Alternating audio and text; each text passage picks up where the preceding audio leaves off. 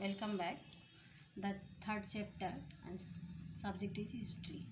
The first city is Harappan civilization. The topic first is Bronze Age. Today's the period when people use bronze for tools and we open the is called the Bronze Age. It followed the Stone Age. The discovery of metal was helpful to man in many ways. With the help of better tools and could cut down crops and trees much better way. Okay, the weapon of war also come to be made of bronze. तो ये हिंदी में भी आपको हम बता दे रहे हैं कि इस पाषाण युग के बाद ये कांस्य युग आया और धातु की खोज मानव के लिए अनेक प्रकार से सहायक सिद्ध हुई। इसका ब्रॉन्ज एज का हिंदी होता है कांस्य युग। ओके, और इसमें बहुत सारे मजबूत औजार थे और फसलों और पेड़ों की कटाई आसानी से की जा सकती थी और युद्ध के लिए हथियार में भी कांसे का प्रयोग किया जाता था। अब आते हैं कि इसके समय टाइम ऑफ पीरियड क्या है। तो it is difficult to say when the use of bronze began the end ended. People is some area started using bronze earliest and in stone area later. In some of place is latest for long but is some of latest for short period and known to be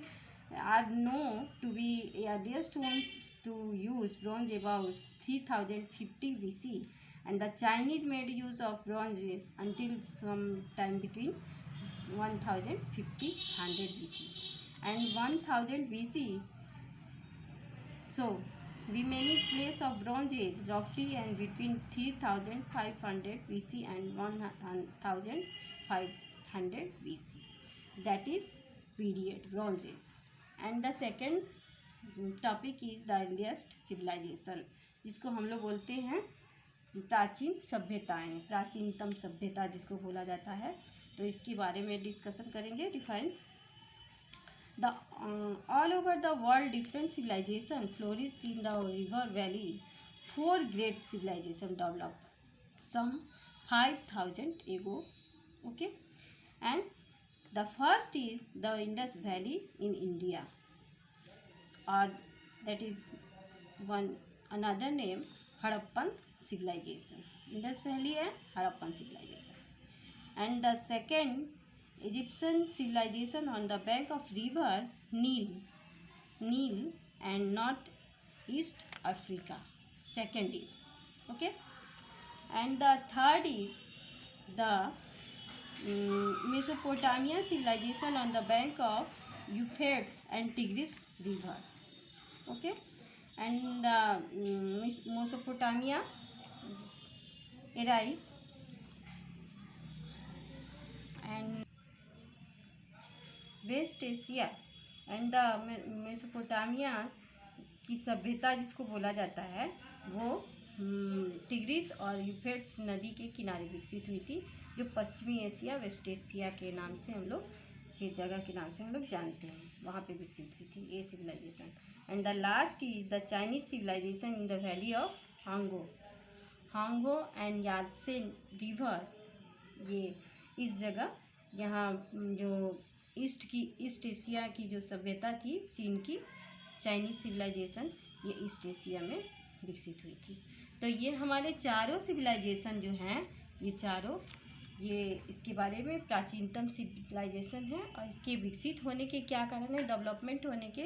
तो ये हम बता दें कि यहाँ पे नदी का प्रयोग जो होता था, पानी का प्रयोग सब्जी और अनाज के लिए किया जाता था और यहाँ पे मछली और बहुत सारे कई प्रकार के जल पक्षी भी इस पानी का प्रयोग फसल उगाने के लिए करते थे और फसल को चरने के लिए मतलब पशुओं को चरने के लिए चरगाह भी इन लोग के पास होता था। तो reason why civilisation flourish in Indus valley, there are many reason why the earliest civilisation develop along river bank. Okay, the river water could be used to grow fruit and a good pasture and land nearby used for animal or graze on. The warm and pleasant climate, so the valley had the warm and pleasant climate, and the river provide ready means of communication and transport. There were no long or good road and connect the ancient town. Okay, अब ये हमारे आपके bronze age और earliest civilisation को हमने define कर दिया। इसके रीजन्स भी बता दिए कि क्या रीजन थे इन सिविलाइजेशन में लोगों के रहने की, इस घाटियों में, नदी का सभ्यता घाटियों में, नदी घाटियों में विकसित होने के क्या कारण थे। ये हमने बता दिया कि नदियों के किनारे लोग क्यों रहते थे, इसके कौन से कॉज थे। तो हमने अभी डिफाइन कर दिया। अब नेक्स्ट वीडियो के साथ फिर उपस्थित होंगी। Thank you.